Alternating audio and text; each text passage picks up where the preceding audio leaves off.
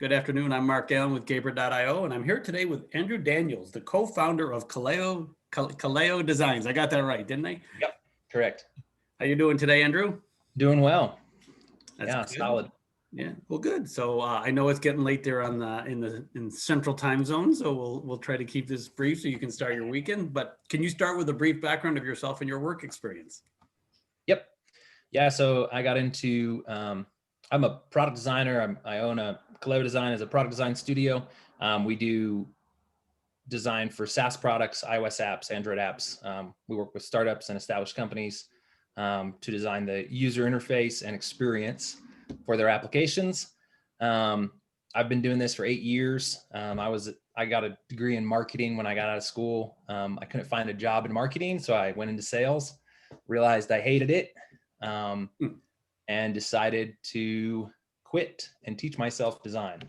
Wow. So my wife was in full support of that, which is really great. Mhm. So that's why I'm in design still. Got a job with a startup in San Antonio, designed their iOS app and website, worked with their backend developers and cryptographers. They were a privacy company.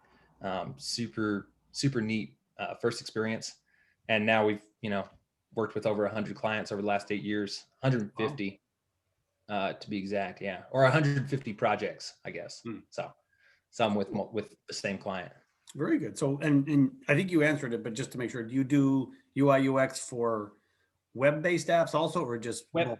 Web-based apps. So SaaS products. Right now we're doing like a video app similar to Zoom. Just a background photo actually.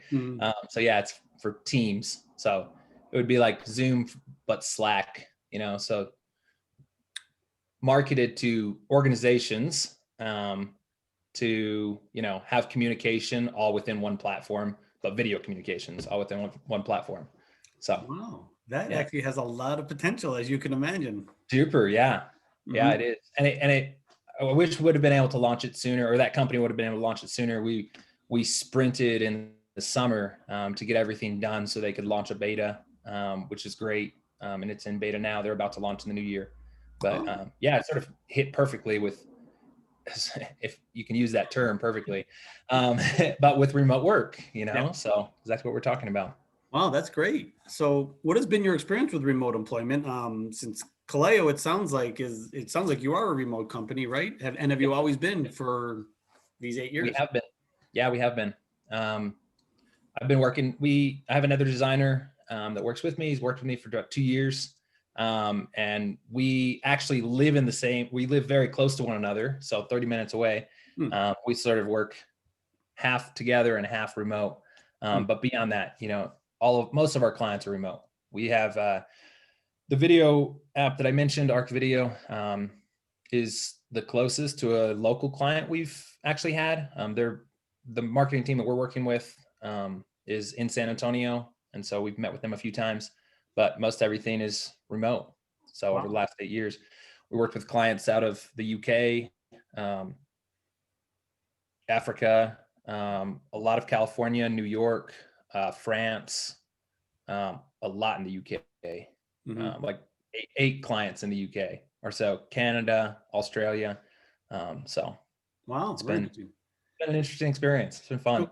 So before COVID, did you used to fly to those customers to meet in person? No, we did not. Oh, so you actually did everything remote from day one? Yep. Wow. Yeah. That's really a lot of companies, your potential customers actually prefer that, face to face at some point, correct? Yep. Oh yeah. Yeah, definitely. So so how did you convince them to just do it 100% remote?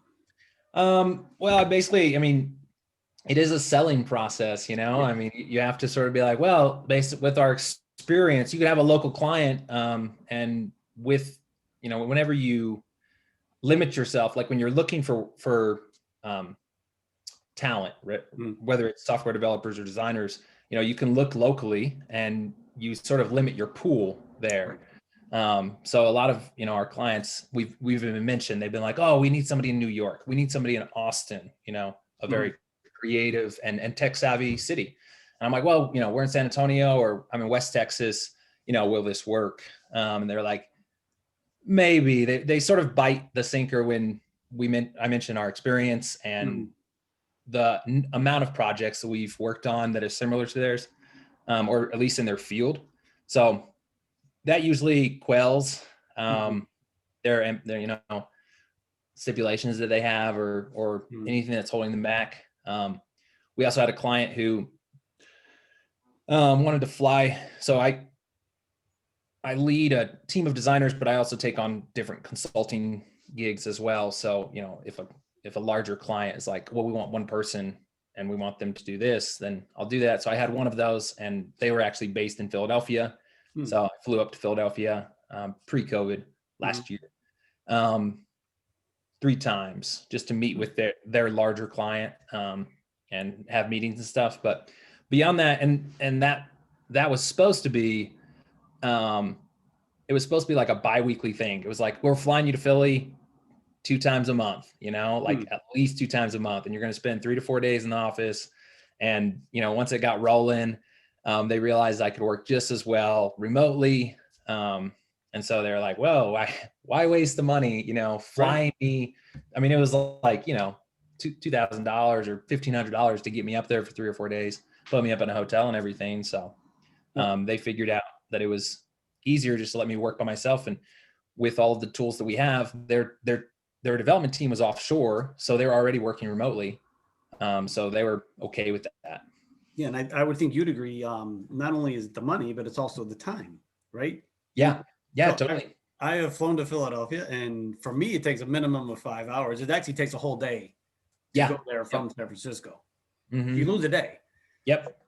So I would imagine it's similar, maybe not quite as long from San Antonio, but similar. It's about a 7-hour trip, more or less. So. And then the difference in time zone, and right, you leave at like 9 in the morning, and you get there, and the day's already over there. So yeah, exactly. So eventually, the COVID experience is going to wane, and we're all going to go back to what we will be the new normal. So what do you think will be the future of remote employment, post pandemic? I think that some people, whether they be employers or just startups, will open up to the idea of hiring talent. They realize they can expand their pool to not only local people, but beyond that, right? Like anytime you hire for a remote job, as long as you work the hours that you need to work, or the people that you are looking for work the hours that you're looking for them to work, your possibilities are endless. Sometimes there are too many options there, because you have all the talent in the world that wants to apply for your jobs. So I think some companies will realize that, and they're like, oh, well, we no longer have to. I mean, I'm working with a company right now, actually. They had offices in San Francisco. They decided to lose those offices when the pandemic hit back in March. And they're like, you know what? We're not going to go back to the office. We're going to keep, we're going to stay remote for the next year or two, and see how it goes. So I think that a lot of companies will also do that. They'll either do a hybrid situation, or they'll choose to leave certain departments that are more dependent outside, and leave them remote. So actually a good example of that is Twitter. That's decided to go 100% remote in San Francisco. They had a big building in San Francisco. It's crazy. Yeah, and commercial real estate is definitely dropping in San Francisco. Yep. And I think that's great. The real estate in California and Austin, Texas, right? Like Austin is rising as well. And a lot of overflow from San Francisco. I mean, Tesla just moved here. Oracle just moved here. And so there's a lot of overflow, and prices are skyrocketing. I was watching a TikTok the other day of a real estate agent that said the least expensive house in the metropolitan area of Austin is now $400,000. Which compared to the rest of Texas is a lot. Maybe to California, it's like, oh, no big deal. Yeah. But to the rest of Texas, that's pretty high. Yeah, so, no, definitely. Yeah. And actually, I actually live about, if the crow flies, about 2 miles from Oracle's headquarters. So I'm wondering what effect that's going to have on my local real estate. Yeah. So But also I think that helps. I mean, real estate as well. I was, I was watching another TikTok, and it was this software developer who was saying, oh yeah, I make, 200 grand a year. I live in the Bay Area. I sleep on the floor because I can't really afford a bed. Like it's hard to, just because I make 200 grand, it sounds like a lot, but a lot of that is eaten up by just living expenses, So being able to pay a talented software developer less just because they live in a place like Ohio or Indiana, as opposed to the Bay or New York City or even Austin, I think there's a lot of leverage there. Yes. We're really optimizing people's talents over their location, which I think is a lot better. No, I agree. I mean, and you actually benefit from that. I mean, if you have, you said 150 projects in a year, that's a lot of volume. So you're obviously doing a good job. Yeah. Right. So the pandemic forced everybody to go remote. And for us in the Bay Area, it was in March 16th. I'm pretty sure it was similar in Texas. That's right. Yeah. Did that, it sounds like it wouldn't have posed any challenges to you because you already were 100% remote, but how about to your customers? Did you notice any difference with them? Yeah, it was an interesting time actually. Yeah, it was interesting. We had some really good clients at that time. I had actually just started a contract with a company out of California, and they were an ordering app company. So it actually played really well into their hand, because everybody was, all the restaurants were shutting down. And if they weren't shutting down, they had to have an online ordering system or no contact ordering system. So we were about 50-50.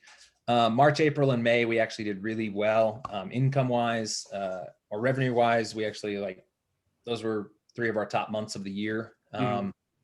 We had one client who is a startup. They hired us in February. We worked from February 15th through about March 16th. And they had a beta client, Chili's. And once Chili's had to shut down, they were like, hey, we have to halt here. We have to stop.